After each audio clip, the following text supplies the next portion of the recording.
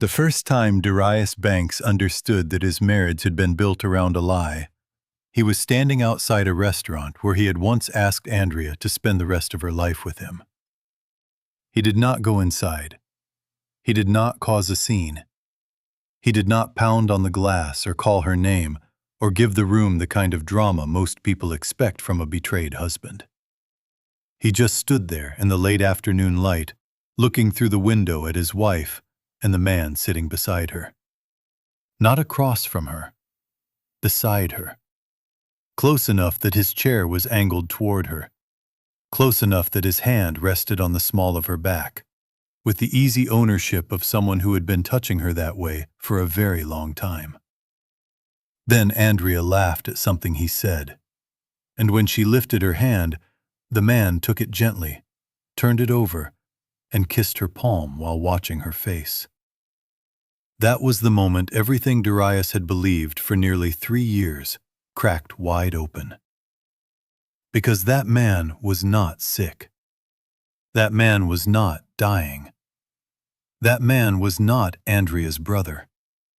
And the $10,000 disappearing every month from Darius's joint account, money he had earned with his own hands, with long days and cold mornings and jobs that left his shoulders burning, had not been paying for life-saving treatment after all.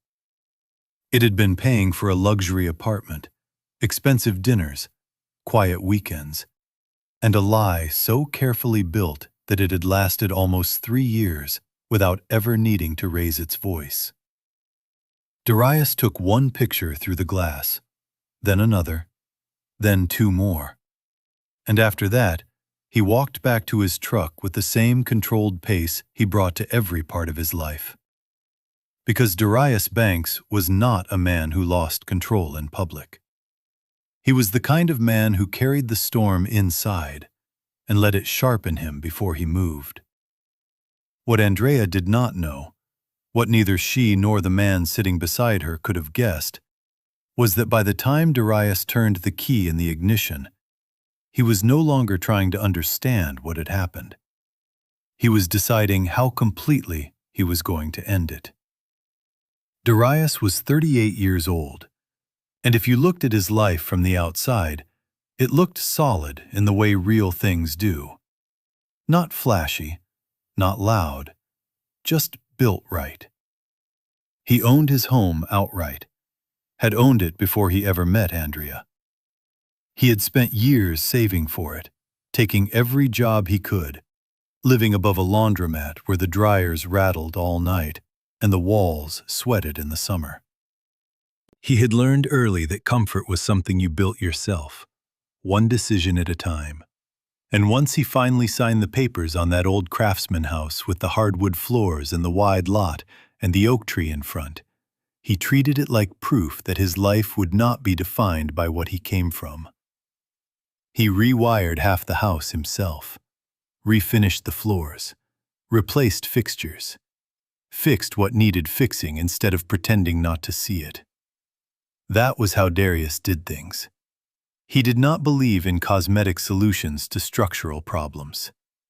And if that opening already has you locked in, go ahead and like the channel and subscribe, because this story only gets deeper from here. He had brought that same discipline into his business. Banks Electric had started with one used van, a set of tools, and Darius taking every call like it was the one that might change his future. 15 years later, it was a real company.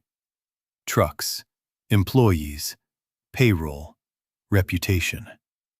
He had 6 people working under him now, and every one of them trusted him because he never cut corners, and never asked another man to work harder than he worked himself. A few weeks before everything began unraveling, Darius had been preparing the biggest bid of his career, a regional hospital contract that could shift his company from respected to fully established. 7 figures spread across 18 months, the kind of project that changes not just your bank balance, but the way the city starts saying your name in rooms you have never been invited into before. He was focused. Tired, but focused. If Andrea had asked him back then whether he was happy, he probably would have said yes after thinking about it for a second. Not because everything was perfect. Perfect was never the goal. But because his life made sense to him. It had weight, direction, integrity. Andrea fit into that life the way carefully chosen things do. She was beautiful in a polished, deliberate way. The kind of woman who knew exactly what effect she was creating when she entered a room. She dressed well, spoke well, carried herself with the kind of confidence that made people assume competence before she ever proved it. Darius had noticed all of that from the start. He had loved it even. The contrast between them had once felt exciting. He was steady, grounded, practical. She was sharper around the edges, more social, more aware of appearances. At some point, though, the marriage had shifted. Not with one dramatic rupture, not with one obvious betrayal. It changed the way wiring fails inside a wall.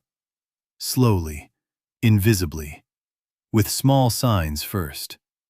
A kiss on the cheek when she used to kiss him fully. Dinners where she nodded at the right times but seemed mentally somewhere else.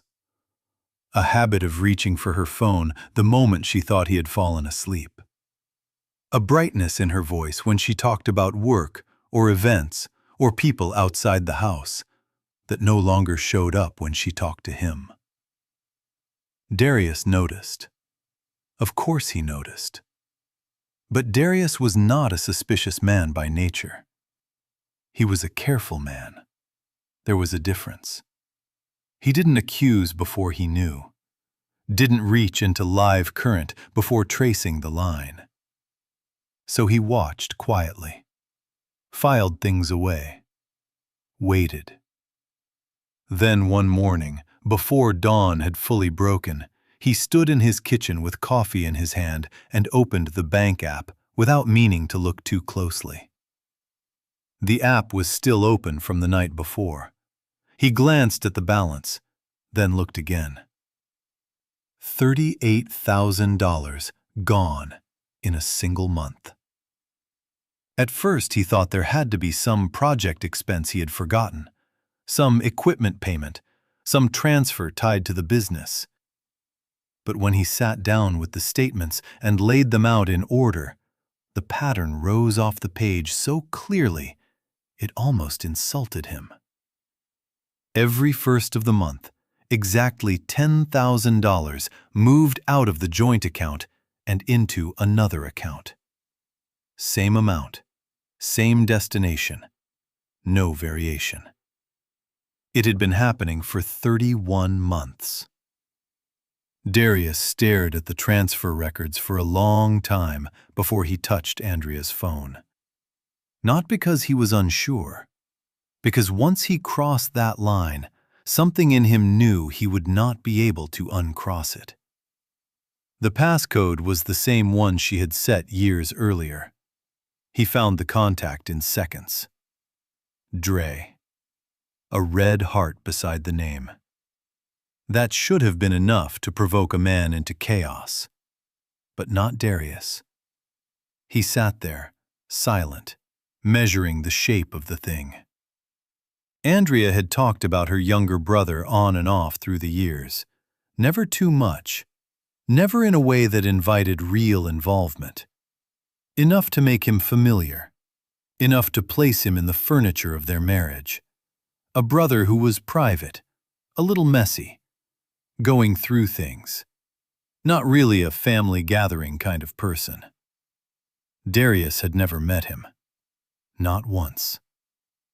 That night when Andrea came home smelling faintly of wine and restaurant bread and slipped into the kitchen wearing the good green dress she saved for evenings that mattered, Darius asked about the money with a calm voice and an open face. He watched her very carefully.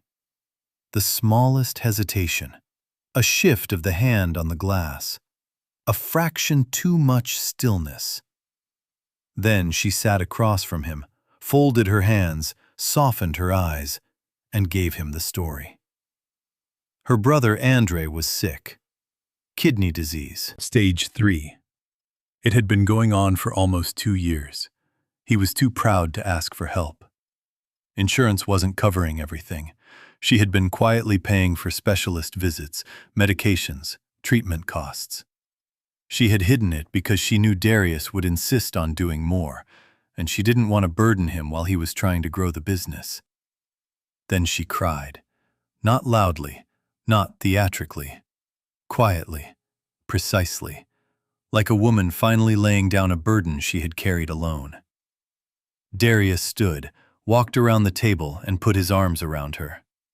She rested her face against his shoulder and breathed out like she had been waiting for his forgiveness. He did not believe one word she said. The next day, after tracing the account address from the transfer records, he drove to the building the money was going to. It sat on a clean, expensive street in a newer part of town, all pale stone and glass and curated wealth. There was a valet stand outside, a concierge inside, a rooftop terrace lined with soft string lights already glowing against the early evening sky. Darius stayed in the truck and looked at the building for 11 straight minutes. This was not the address of a sick man trying to survive. This was the address of a man living very comfortably on money that did not belong to him. That was when Darius called Reggie. Reggie had known Darius long enough to understand the difference between a business call and a call that came from the center of a man's private life. Darius said he needed professional eyes on something. No drama, just facts. Someone quiet, someone good. Reggie sent him Diane. Diane did not look like a private investigator. That was probably why she was excellent at being one. Mid-40s, close-cropped natural hair, plain gray jacket, a canvas tote bag that made her look more like a schoolteacher than somebody who spent her days documenting other people's lies. She met Darius at a diner near one of his job sites and slid a thick folder across the table. Victor Emmanuel Price, 41 years old, resident of the luxury building Darius had already visited. Darius opened the file. No verifiable income for 4 years. No legitimate business activity despite calling himself an entrepreneur online. No clients, no contracts, no product. No tax history consistent with self-employment. Monthly lease payments wired in exact alignment with the money leaving Darius's joint account. And then the photographs. Victor walking through the lobby, tall and easy in his own body, the posture of a man who had never had to build his life with his hands. Linen shirts, expensive shoes, the look of soft living financed by somebody else's sacrifices. Then came the part that changed Betrayal into something even colder. There were records of 2 women before Andrea. Both had funded Victor's life. Both had been drained over time through the same pattern. Careful intimacy, small requests, bigger emergencies, dependence disguised as trust. And there were no medical records, no kidney disease, no chronic treatment history. No connection of any kind between Victor Price and Andrea's real brother. Not sick, not family, not anything she had claimed. Darius closed the folder and sat with both palms flat on the diner table while the noise of ordinary life moved around him. Coffee cups, the bell over the door, the scrape of plates. People living normal afternoons without knowing that his had just divided into before and after. Diane offered to keep the case open. Darius told her to keep it open. Then, while they were still sitting there, Diane checked her phone and said Andrea and Victor were downtown at Provisions, their restaurant. The place Darius had once taken Andrea for an anniversary dinner, where she had looked across candlelight and told him she was happy. That was when he drove there and saw Victor kiss Andrea's palm through the glass. That was when he called his attorney. By the time he got home that night, Hargrove had already run the preliminary numbers. 28 months of transfers at $10,000 a month with 2 double payment months mixed in. $287,000. And that was before the business records had even been fully examined. Darius did not sleep much that night, but he did not spend it pacing or spiraling or drinking himself into numbness either. He spent it the way he spent all hard nights, thinking in straight lines. The next morning he went to see his mother. Pet opened the door before he knocked. She took one look at his face and stepped aside without asking questions. She set coffee in front of him at the kitchen table where he had once done homework, once learned how to read truth in a person's eyes, once learned that dignity and weakness were not the same thing. He told her everything. The money, the fake illness, the file, the apartment, the restaurant. Pet listened without interrupting. Then, after a long silence, she told him something she had been holding for years. 2 years into the marriage, Andrea had asked about Darius's life insurance. Framed it as responsible planning, the kind of thing a careful wife should know. Pet had answered generally and moved on, but the question had stayed with her. Then, years later, Andrea had called asking for recommendations for kidney specialists, saying she needed the names for a friend's relative. Pette had given her 2 names. Now she understood what those names had become. Bricks in the story Andrea would eventually tell her husband while crying in his arms. She did not collapse into guilt. That wasn't who Pette was. She just sat there with the truth of it, like a woman who knew what her part had been, even by accident, and was not going to insult the moment by pretending it didn't matter. While Darius was still processing that, Reggie called. He had been looking through business account records at Darius's request and found something worse. A supplementary card had been added to the business account over a year earlier. Darius had not authorized it. Reggie had not authorized it. The card had been used twice for rental vehicles on weekends Andrea had claimed she was away helping her sick brother. That changed the entire legal exposure. This was no longer just a wife stealing from a husband through shared accounts. This was fraud tied to the business. Darius called Hargrove immediately and sent everything over. Hargrove's tone shifted the moment he understood the scope. With personal betrayal, family court could make things ugly.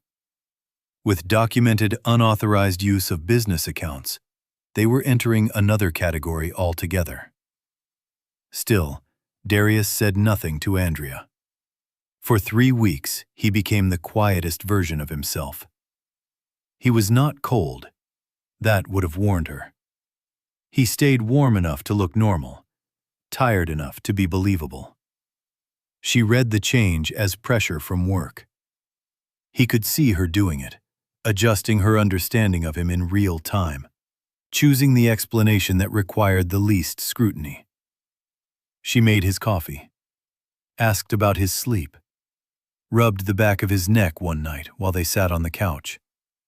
He let her. And twice during those weeks, she mentioned Andre again. The fake brother. The fake patient. The fake crisis that had become such a permanent fixture in her lying that she could mention his lab numbers over breakfast with a steady face. Darius looked at her and said all the right things. "That's good to hear. I know it's been heavy on you. I'm glad he's got options." Then he lay awake in the dark beside her, listening to the even rhythm of her breathing, and thinking about how terrifying it is to realize that someone can share your bed and still be living in a completely different reality from the one you believed you built together. Somewhere in the middle of all that, Diane called with another update. Victor had asked Andrea for an extra $5,000 on top of the regular monthly transfer. Startup capital, he called it. Brand consulting. Whatever lie fit the week. But Diane noticed something more important than the request itself. Andrea looked nervous. Not reluctant, not ashamed. Nervous. The way a person looks when the thing they thought they controlled has started controlling them back. That mattered to Darius, though not because it softened him. It explained something. Andrea had absolutely chosen this. She had built it, maintained it, protected it. But now Victor was turning the same method on her that she had once turned on Darius. Charm had become leverage. Intimacy had become pressure. Once deception becomes the structure of a relationship, no one inside it can really trust where the floor is. If you're still with me, this is your second reminder to like the video and subscribe. Stories like this prove one thing over and over. The truth may take its time, but when it arrives, it does not come empty-handed. One Tuesday night, while they sat on the couch finishing a bottle of wine, Andrea rested her hand on Darius's arm and casually suggested they update their estate documents. Wills, beneficiaries, joint planning. Her attorney could handle everything. She said it so smoothly, so reasonably, that another man might have missed the danger. Darius did not miss it. He nodded slowly, told her it sounded smart, and waited until she left the room before calling Hargrove again. The next morning he sat in Hargrove's office while the attorney reviewed the folder page by page. Hargrove was the kind of man who had built a career out of understanding how thoroughly ordinary people could wreck themselves through a combination of greed and arrogance. Mid-50s, silver at the temples, quiet, exact. He finished reading and said the business fraud changed everything. He would bring in a forensic accountant. He would build the kind of documentation that did not merely make a judge frown in family court, but could survive a civil proceeding and, depending on how aggressively the district attorney's office viewed the business component, possibly much more. Then, Darius mentioned the estate conversation. Hargrove wrote something down and underlined it twice. A few days later, the accountant, Mercer, finished the report. 31 pages. Every dollar accounted for. Every transfer dated. Every fraudulent narrative cross-referenced against financial movement. Every business card use documented. The total was not $287,000. It was $341,000. $341,000, taken from a man who had earned it through years of labor and trust. Extracted through a story about a dying brother who did not exist in the way Andrea described him. Then the background report on the real Andre Watkins came in. 34 years old, living in Atlanta. Employed for years with the same freight company. Healthy. No kidney disease. No specialist treatment. No chronic medical file. No hospitalization trail. And he had not spoken to Andrea in over a year because of a falling out over money. Darius read that page twice. A little later, through the chain of evidence Hargrove had started building, they reached Tanya, one of Victor Price's prior victims. Victor had drained $190,000 from her over 18 months before things finally reached the authorities, though never far enough to leave a criminal record that would have stopped him. Tanya spoke with a calm voice that told Darius peace and pain sometimes learn to live in the same place. She described Victor's pattern exactly. The charm first, personal and attentive, the way he made a woman feel chosen. Then the smaller financial asks disguised as vulnerability. Then the larger ones wrapped in urgency. And underneath it all, a gradual change from seduction to management. Not loud, not violent, just steady pressure. A hand on your shoulder that slowly became too heavy to shrug off. When Darius asked whether Victor had ever brought up estate planning, Tanya went silent for a second, and then said, yes. He had called it protecting what they were building together. Andrea had stepped into the fraud willingly. But by now, Darius understood that Victor had also begun using Andrea's fear access, and secrets the same way he had used everyone else's. She was not innocent. She was not trapped in the beginning. But she was no longer operating from a place of full control either. It changed nothing, but it explained everything. That was when Darius made the final decision about how this would end. He called Beverly Watkins, Andrea's mother, and invited her to Sunday dinner. He told her the hospital contract had come through stronger than expected, and he wanted the family together to celebrate. She was delighted. She offered to bring her sweet potato casserole. Darius told her not to bother, then let her talk him into it, because he knew it mattered to her to arrive with something loving in her hands. He also asked Pete to come early. Sunday arrived with the deceptive softness of normal life. Darius laid out his clothes with care. Not work clothes, not church clothes. Something in between. He went downstairs, made coffee, and let the day come toward him without flinching. Beverly showed up right on time in her good burgundy coat, carrying the casserole and smiling with the warm pride of a mother who thought she was walking into a house where love still lived. Andrea moved through the kitchen in the deep green blouse she wore for dinners that were meant to feel meaningful. Candles lit, good dishes out, a picture-perfect evening. Pete sat quietly at the far end of the table and watched. Dinner was ordinary. That was the part Darius would remember most later. How ordinary it was. Beverly talking about a church fundraiser. Andrea asking after someone's surgery. Darius mentioning the hospital contract. Laughter where appropriate. Rolls passed. Water poured. Andrea touching Darius's arm once, casually, as if the marriage still existed in the form everyone at that table believed it did. When the plates were cleared, Pete rose and began carrying dishes toward the kitchen. Beverly offered to help. Pete told her gently to stay seated. Then Darius reached beneath his chair and placed 3 plain manila folders in the center of the table. No speech, no dramatic preamble, just the folders. Andrea's eyes moved to them, and something changed in her face. Not panic yet, recognition first, calculation. Darius looked at her and said he was going to walk everyone through a few things, and he wanted no interruptions until he was finished. Then he opened the first folder. Transfer logs. 31 months, $10,000 each. Same destination, same pattern. Next, the photographs from the restaurant. Victor beside Andrea, hand on her back. Andrea touching his jaw.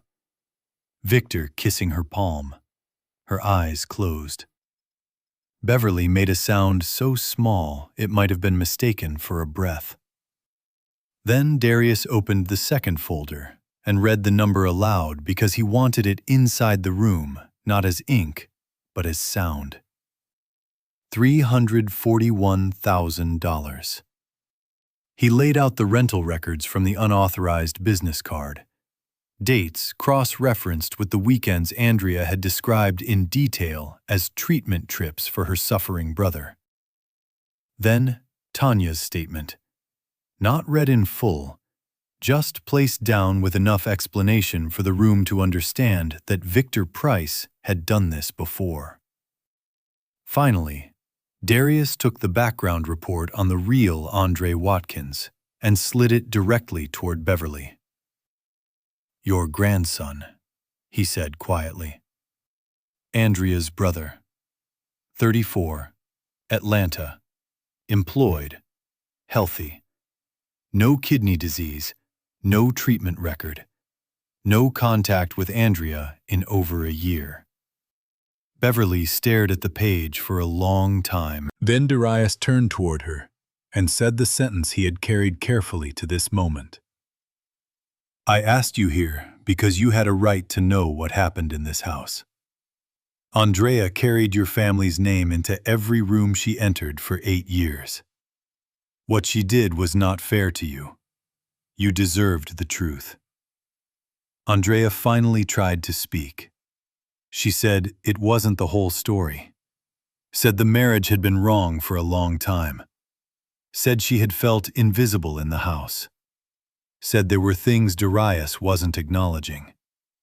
And Darius, still not raising his voice, said the thing that ended any possibility of retreat behind emotional fog.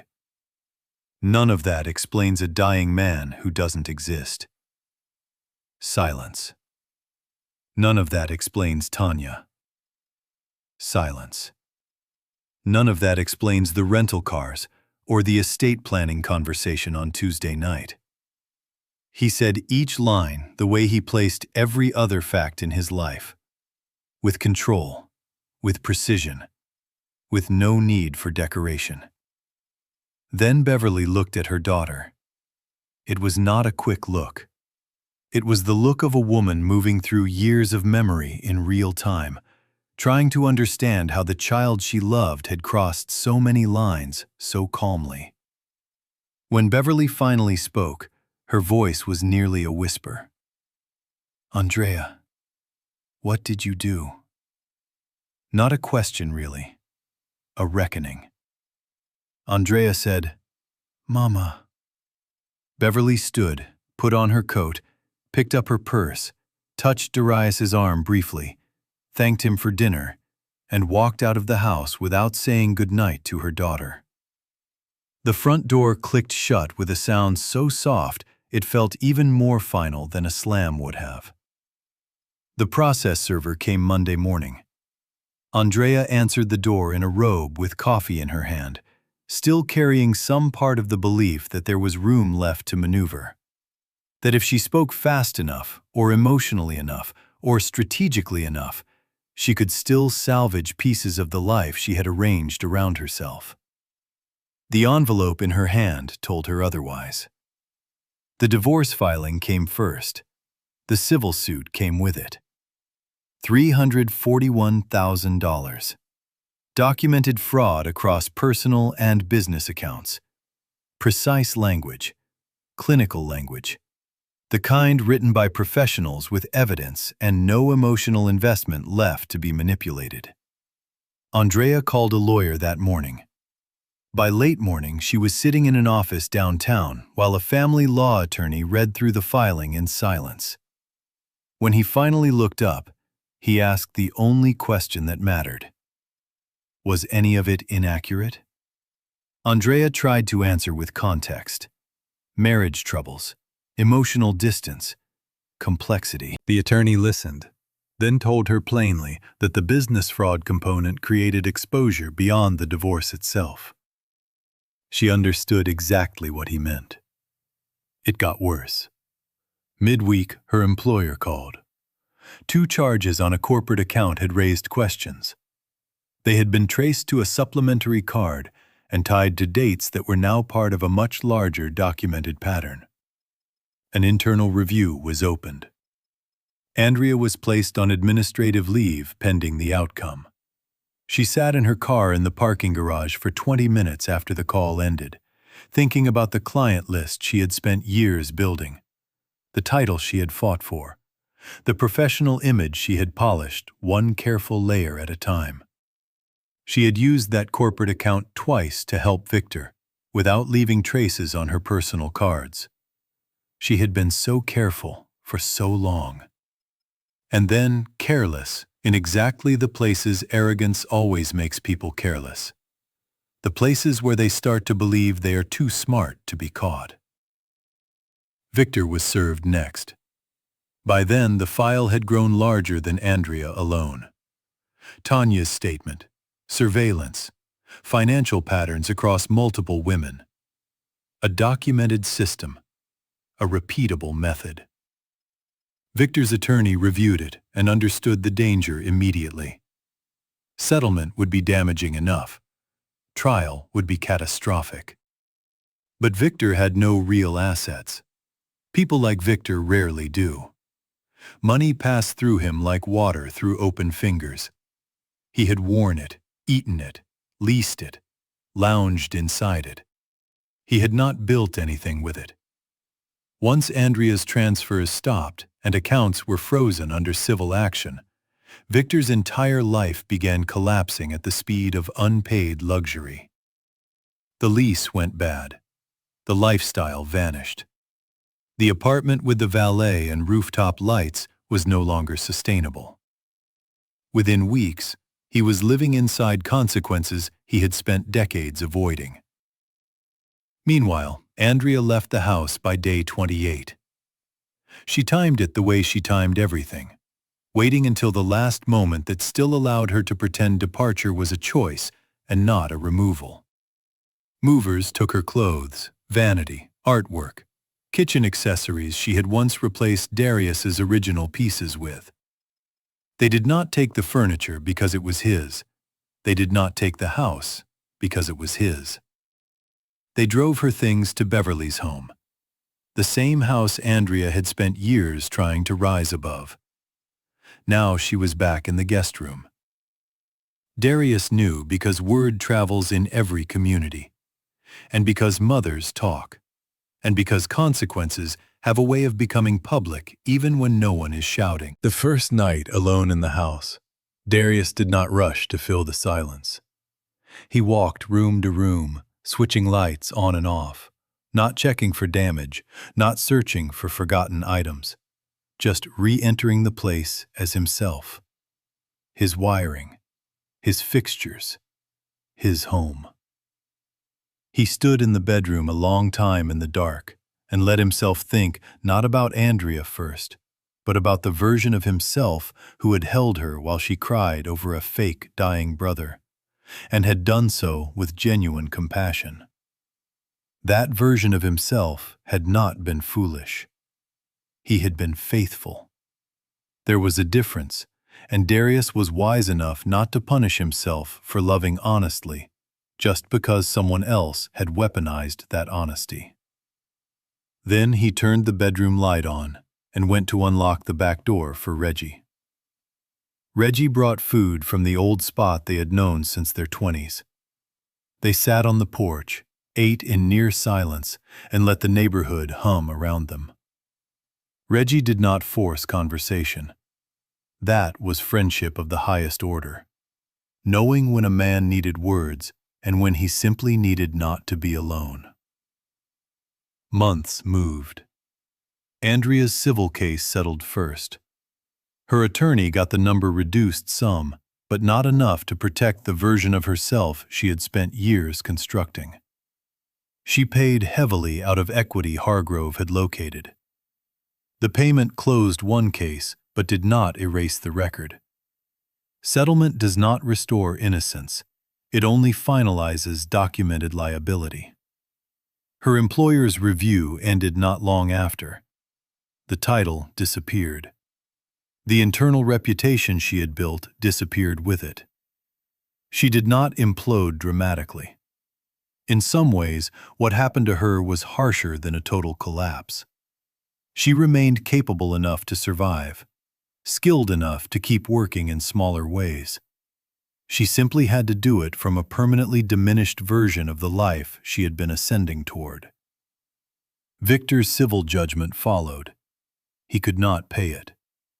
The judgment attached itself to his name in public record and began shadowing him from city to city as he moved, tried again, shrank his radius, refined his lies, and discovered that documented patterns are heavier than charm once they become searchable. Tanya later wrote Darius a handwritten letter. Not legal, personal. She thanked him for building the file properly. She said that for years what Victor had done to her had felt like something that lived in a space just outside the reach of consequence. A place where shame belonged entirely to the victim because nothing official ever pinned itself to the truth. The record Darius built changed that. It gave form to something that had once only haunted.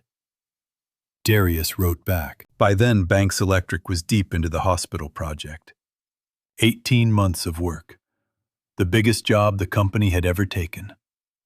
Long days, tight deadlines, inspections, coordination, pressure. And Darius met all of it. He hired more electricians, expanded the fleet, strengthened the company's reputation. By the time the final inspection passed, referrals were already coming in from people who had watched how cleanly Banks Electric delivered under scale. Contracts led to other contracts. Respect led to reach. The company name started moving through rooms it had never entered before. He bought a new company truck outright, walked into the dealership, sat down, wrote the check, and watched the salesman stop talking mid-financing explanation. His name stayed on the door in the same clean block letters it had always been there in. Banks Electric. Same two words. Bigger world. If this story is hitting the way I know it is, take a second right here to like the video and subscribe. Because sometimes the most satisfying stories are not the ones where someone gets revenge in a burst of emotion, but the ones where truth is built so carefully that there's nowhere left for the lie to stand. 18 months after the divorce filing, Darius was negotiating a municipal infrastructure contract that would require another expansion if it came through. He had become the kind of man city people called back, the kind of contractor attorneys described as solid, the kind of employer men respected enough to show up early for. One Saturday morning, he sat on the porch with coffee while sunlight moved through the oak tree in front of his house. The neighborhood was waking up around him, a mower in the distance, a kid on a bike passing by, then circling back. The kind of ordinary peace people spend their whole lives trying to buy without realizing peace cannot be purchased. It has to be built, defended, and sometimes rebuilt after somebody else has tried to burn through it. His phone rang. Pette. She already knew about the city contract, of course. Mothers like her always know. She made him tell her anyway. He walked her through the scope, the timeline, the new hires, the hospital referrals, the truck. When he finished, she let out a small sound that was part laugh and part release, like something in her had finally exhaled after waiting years to see whether all the discipline she had poured into raising her son would one day become a life that held. "Mama, I'm good," Darius said. A little pause. "I know, baby," she said. "I knew you would be." That was the part nobody outside the story would fully understand. Darius did not win because Andrea lost. He did not rise because Victor fell. Their collapse was simply the natural outcome of what they had built together. A life based on extraction, performance, manipulation, and appetite. Darius rose because when truth finally demanded something of him, he met it with structure. He did not flail. He documented. He did not perform pain. He organized it. He did not seek revenge for the sake of emotion. He sought consequence for the sake of reality. And reality, when handled by the right person, is one of the sharpest tools in the world. There were still nights, of course, still echoes, still moments when memory turned and bit unexpectedly. The green dress in some storefront window, a restaurant smell that brought back an evening he wished had never been real. The strange hollow that comes from realizing an entire emotional landscape had once been painted over rotten wood. Healing is not clean just because justice is. But Darius understood that too. He understood that betrayal leaves residue, that trust, once broken at that scale, does not come back because paperwork concludes. He also understood something else. Being deceived is not the same as being diminished. Being loved falsely by another person does not make your capacity to love a defect. That mattered. Because the easiest thing in the world after a betrayal like that is to become smaller, harder, meaner, suspicious of everyone, proud of your numbness. Darius refused that path the same way he refused every other shortcut in his life. He stayed exact, stayed observant, stayed a man who built instead of merely reacting. People in his circle noticed the change in him over time, but not the way you might think. He was not louder, not more dramatic. If anything, he became even calmer, more economical with his energy, more deliberate about where he put his trust and why. Less interested in appearances, more interested in foundations. He had always lived that way in work. Now he lived that way everywhere. Sometimes Reggie would come by with food, and they would sit on the porch without making every quiet moment carry meaning. Sometimes Pede would call just to ask about a permit or a project, and then keep him on the line a little longer than necessary, because mothers know when their sons have survived something enormous and are still adjusting to the shape of life after it. Sometimes, on harder days, Darius would think about the first version of the story he had believed. The sick brother, the quiet burden, the tears on his shoulder. And every time, instead of turning that memory into a reason to hate himself, he used it as proof of something he would not surrender. He had been kind. He had been loyal. He had been generous without spectacle. Those qualities had been exploited, yes, but they were not mistakes. The mistake belonged to the people who saw decency and mistook it for weakness. Andrea learned that in the hardest way possible. What she lost was not just a marriage, not just money, not just position. She lost access to a man whose steadiness had sheltered more of her life than she probably understood until it was gone. She had spent years treating Darius's reliability as background architecture, something that would always be there no matter what she layered on top of it. She confused consistency with passivity. She confused restraint with blindness. She confused a patient man with a powerless one. Victor made the same mistake. Men like Victor survive on reading desire in other people and manipulating it. But what they often fail to recognize is the danger of a person who does not need chaos to act. A person who can sit still while the truth gathers. A person who can wait, build, document, and then move with full force once the structure is complete. That is exactly what Darius did. He let the lie expose itself. He traced every wire. He built the file. He placed the truth in the center of the table. And once he did, everyone in that room had to decide who they were going to be in relation to it. Beverly decided quickly, even if it broke her heart. Pet had decided long before Darius ever asked for her silence and support. Reggie never wavered. Diane did her work. Hargrove did his work. Mercer did hers. Tanya added her voice.